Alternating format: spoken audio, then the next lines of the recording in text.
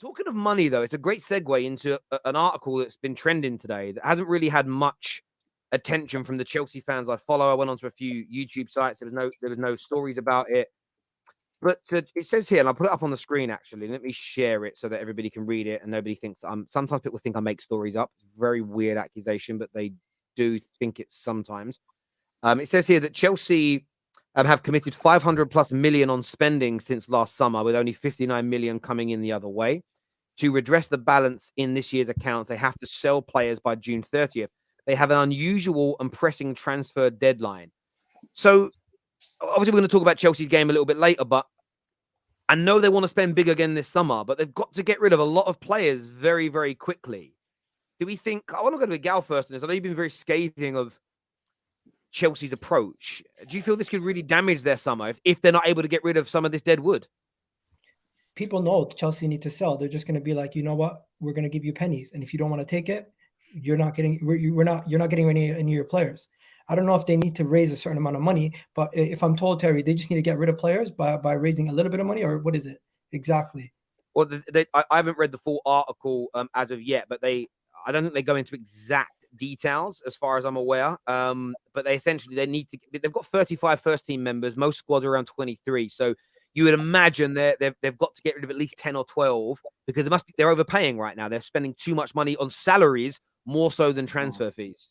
So anyone who wants to buy Chelsea players, come get them 5% off, 50% off, 100% off. Some of them, you're gonna have a yard sale. Mason Mount for 30 million. This guy for 20 million. Next guy. They've got a great younger called Bumcheeks. Anybody who needs he's only players, 21, and he's going to come for players.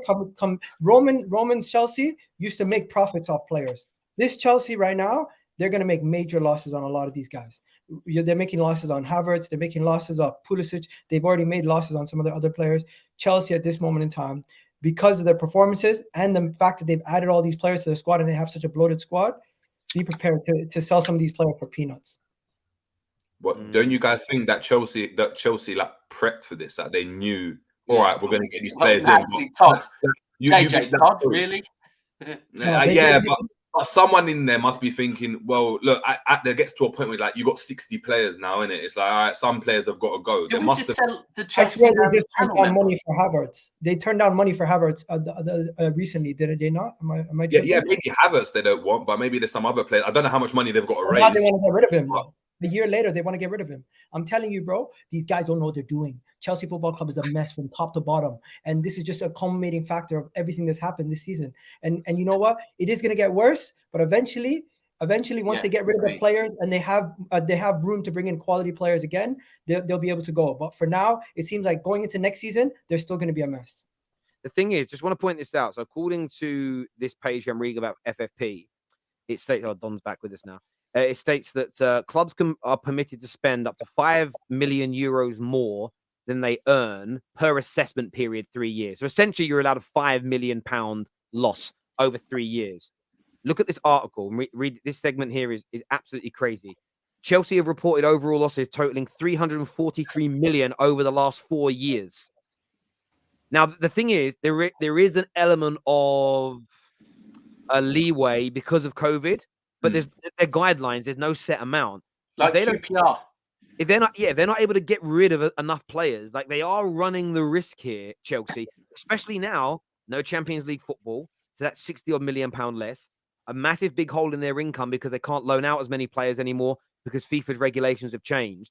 Chelsea have just got to be a little bit careful. Don, like, what is your take on this as a Chelsea fan? Yeah, I'm not worried about it. I'm on streams pretty much every day with a lot of Chelsea fans, and I've spoken to a lot of American Chelsea fans who have sort of given me more of an insight on Todd Bowley and how he is and how he sort of made his way up with the Dodgers, right? And one of the key things they said is this guy doesn't care about cutting his losses, especially with things that weren't owned by him.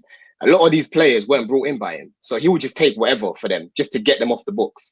So when it comes to FFP, I'm not worried about that. He will accept whatever and keep it moving. I think the most expensive player, I'll probably say Mason Mount. I'd say he's probably the most valuable player. But we've got so many players to get rid of, man. It's gonna, like Gal said, it's gonna be a car boot sale at Chelsea this summer, just to get everyone off the books and start again. So I'm not worried about it. I'll be honest with you, I'm not at all. there could be some bargains out there for the rest of us, though. You know, a little squad player here or there. Do you know what I mean? A little Callum Hudson-Odoi to come on as wing back or something. I don't know. Spurs, you'll need a striker. When Harry Kane joins Man United, a little bit of Lukaku to you. Do you know what I mean? Little 20 million Lukaku. Listen, Jerry, if you want a midfielder, Bakayoko's still on our books, man. So you're welcome. Is it? Yeah, bro, anyone. Open trials, bro. Open trials. Where's Bakayoko at the moment? Aren't you concerned? Aren't you concerned though? A little bit more concerned about the situation, and doesn't it seem like things are just getting worse and worse? Because I thought this summer was going to be the summer where things start to look better. But if you need to get rid of all these players and you need to ship out all these guys, you can't even think about buying players before you get rid of some of these guys. And it might take you a whole entire window to get rid of some of this dead wood. It doesn't matter how it doesn't. I was to say, sorry, I was just checking to make sure there wasn't a little side arrogant smirk like we see there. Terry, I'll tell you something, Terry. Go on. Chelsea fans have been ignoring this, and you're right. The reason why they're ignoring it is because they want to hope that everything's going the right way. Gal, I've got to give you credit. You're the best deflector in the world. But back to you, Don. Go on, bruv. Sorry, go on. Yeah, sorry. Ask me the question again, Gal. So you threw me off, Terry. Sorry. Are you not concerned that you won't be able to bring in quality players and actually fill out your squad because you need to get rid of so much dead wood, and people know that you're desperate to sell? It might take until the end of the window to actually ship out some of them. Yeah, I don't think it goes back to the point where I said Todd Bowley, I think, will just accept whatever for a lot of these players. I don't think we're going to drag our heels when it comes to getting 5 million less for a player like Ziyech, or 5 million less for a player like Pulisic, or 10 million less for a player like Gallagher. I think they'll just ship them out. I think the player that we might dilly-dally about is Mason Mount, because I'll probably say he's the most valuable out of the players that we're trying to get rid of. But yeah, I think the most important thing now in the summer is definitely the outgoings first, and then hopefully start to bring in some players. But there'll be a lot of changes this summer. So you are right. It's interesting. It's not interesting. It's very boring, in fact. But it's how that sale was done of Chelsea and how the assets were managed. Because it could have been looked at that players that have been there over 4 years, 5 years, have no value on their book. Yeah. And so all of a sudden, Todd Bowley might have written off 10, 15 players already and said they're not worth nothing. Been here 5 years. They've earned their value, because every year a player decreases in value. So it's boring business stuff. But from his side, I do get it. He might have written them off already and just let them go. Yeah. He will. He'll just get rid of them. He'll just accept whatever. He didn't bring them in, so he's not really losing anything, really, because we need to get rid of them. Worried about that 3-0 prediction, to be fair. What, against Brighton?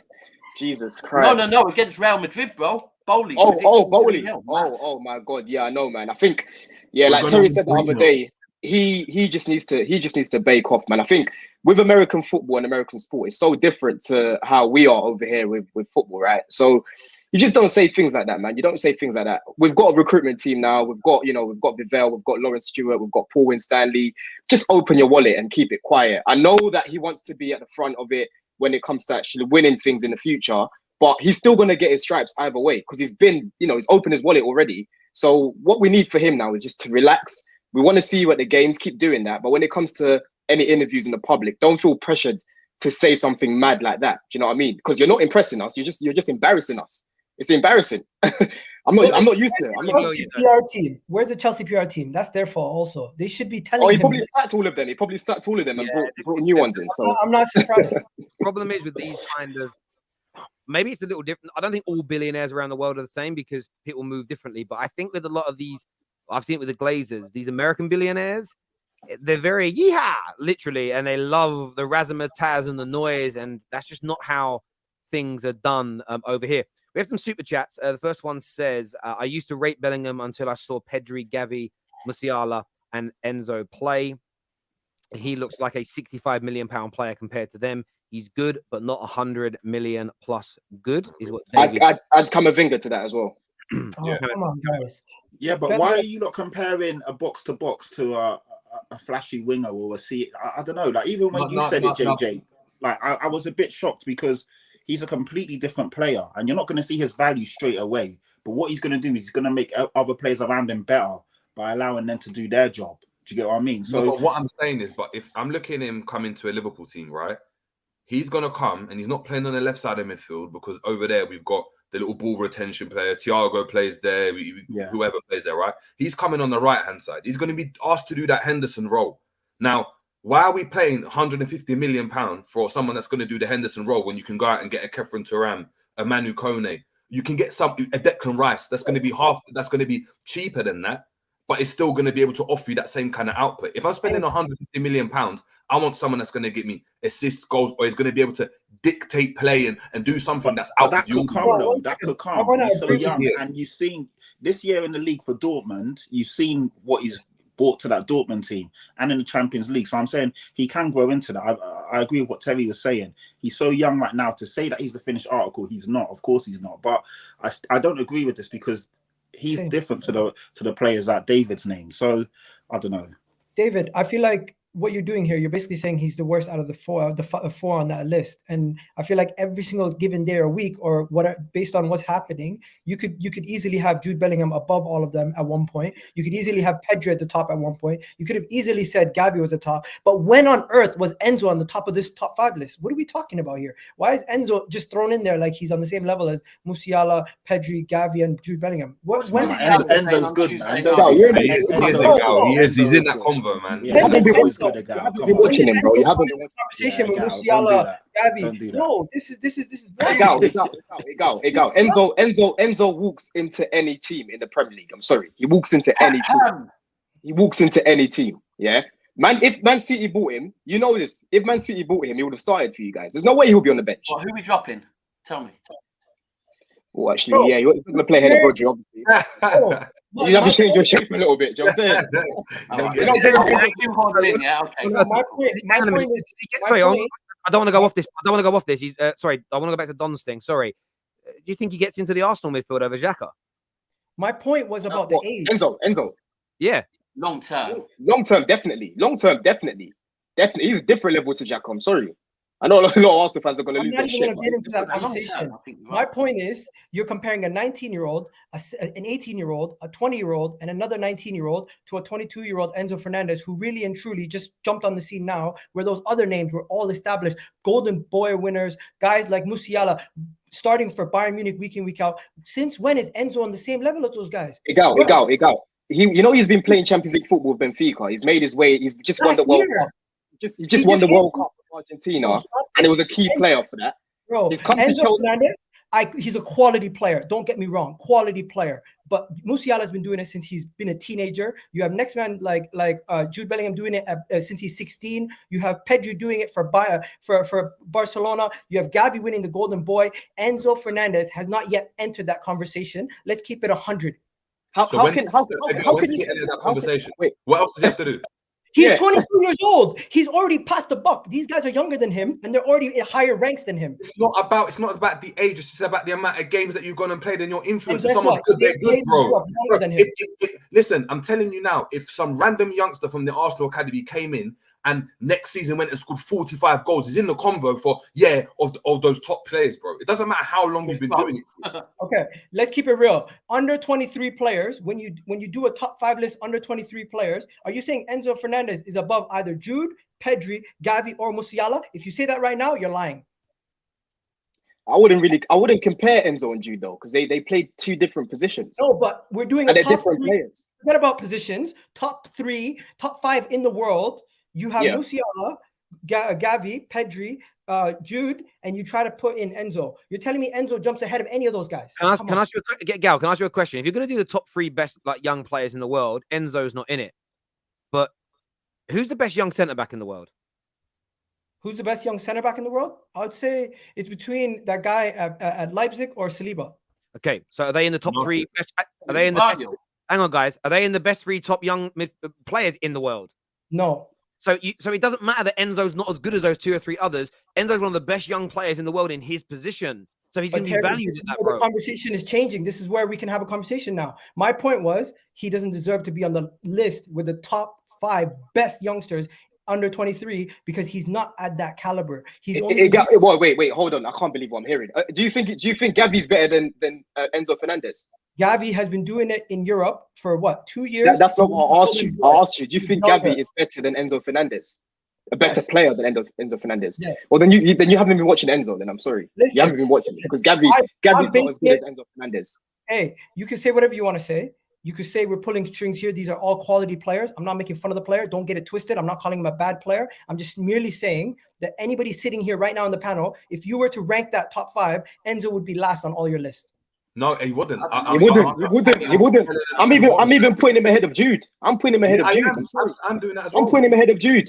I am. Jude Bellingham's so overrated. I love Jude as a player, right? But he's so overrated. He's not He overrated. Man. He's been doing none bits for a while. None of them are above my Anthony. So we all agree on that, right?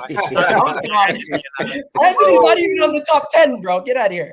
Yeah, and he bagged against you, brother. So that's all I care about right now. He's 27. Loftus-Cheek's 27. I know, bro. I'm blood. Yeah, he's still a youngster though. Like, Exactly. We're waiting for Lingard as well. Yeah, he's got that I'm Lingard just showing you syndrome. guys how much Enzo is being overrated a little bit. Let me just jump to some of these super chats here. This here says Enzo is class since his River Plate days. As an Arsenal fan, I would definitely add Enzo to our team. Igal needs to stop his bias, is what Manny Soto says here. What happens if? Okay, we'll come back to this. We'll come back to that one in a little while, Debs. We'll come back to that one in a bit. Eric Ten Hag on Varane said it's an injury he's complained about for the past few weeks, so why play him? I hate to break this to people. Players play with injuries all the time. They always have. They always will. The only time I ever really saw it criticized was under Ollie, and I think it's kind of merged over. I remember, like John Terry came to a Champions League final with like his elbow was still broken, but he came and played that final. I've only seen one guy like not play a Champions League final when he hurt his he boo-boo on his shoulder and he walked off crying. That was Salah, do you remember? And KDB bottled it because he broke. Was he lost an eyelash or something? Do you know what I mean? Yeah, he got bashed up. Laporte last season played through about the last 8 games. No, I'm only joking, but yeah, it's players play with injuries. It's the way it goes. This year says Liverpool bought a striker, turned him into a left winger. In January, bought a left winger, we turned him into a striker. That's the way we are run. By the way, I've also seen Dom Hassam, who has just said, because you guys want homegrown players, that you're the worst run club in England. He's so extra, that boy. He's unbelievable. He really is. This says, my point was that they are all wonder-kid midfielders. Enzo has the World Cup. Pedri and Gavi and Kama have titles. What does Jude Bellingham have? A Bundesliga, almost. They might get it. This is his first talk, man. I didn't want to say this. Almost. I agree that he hasn't achieved what anybody, those other guys have achieved as of yet, and winning trophies and being integral to it is a massive key function. But what is he 19 years old still? Yes. He's 20. He's 20. Okay, 20. He's still a baby. We'll see what he does. I like him at Man United. That's all I'm going to say.